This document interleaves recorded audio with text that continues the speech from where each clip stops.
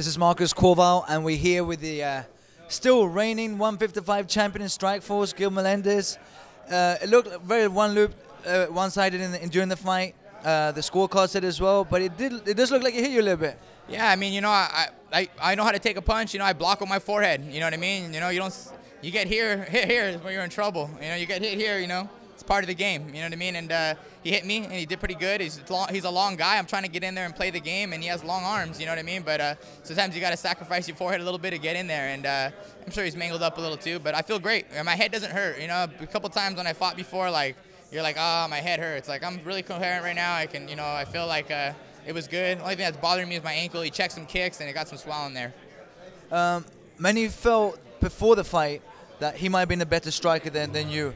You showed tonight a great display of both working upstairs, downstairs, body shots, throwing combinations. Were you confident leading up before the fight that you were going to be the better striker in there? Yeah, man. I was kind of like frustrated that people were telling me like, oh, dude, you'll be fine. Just make sure you take him down. I'm like, you know what, dude? I'll do what I need to do. And I'm confident in my striking. And again, I feel like I evolved, and I evolved at the perfect time. You know what I mean? Like maybe my last fight, if I fought him my last fight, my striking wasn't ready. But by this fight, it was. You know what I mean? And I had a great stand-up coach, Jongson on the wooden man, and we had a great game plan. I've been working it since June. You know what I mean? And I stuck to it. And we'll have a great game plan for the next guy. I'm an aggressive guy. I'm a counter fighter. But be ready. The next guy I fight, I'll have some other tricks too and approach it differently.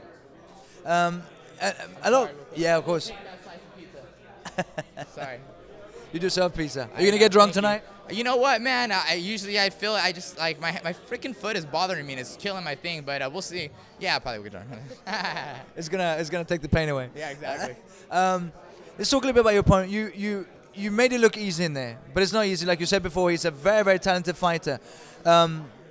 You make it look easy. You make good fighters look not so good when they're in there with you. Do you think he was worried about your takedowns? He looked somewhat stiff in there, and he's a very, very talented fighter. What do you think it was going through in his mind? Yeah, I think he just might have underestimated my striking, thought I was going to fight a different fight. He studied my tapes and, hey, thought I was going to be the aggressive Gilbert as always. But, again, I studied his tapes, and I see his fights. He kind of has the same style every fight. If you look at my fights, I have different styles every fight, and I match up against my opponent, you know what I mean? And, I kept him guessing, kept him faking, and, you know what I mean? And I think sometimes, your ego gets in the way, and you want to throw down with the guy when you think you're the better striker, and I played my game, you know what I mean? And I stayed completely focused the whole time, you know what I mean? I knew I had it after round one. I was like, I just got to keep this up for 4 more rounds, you know what I mean? And it ain't easy, but I was, you know? Do you want to take a bite on that pizza? Go ahead, take a bite of that pizza. Last question for you. What do you want for Christmas? I want a vacation to Hawaii for Christmas. That's what I want. Anyone want to make him happy? Get him a vacation to Hawaii. Where can they find you on Twitter? At Gilbert Melendez. Congratulations, chap. Thank you guys so much. Thanks, man. Appreciate it.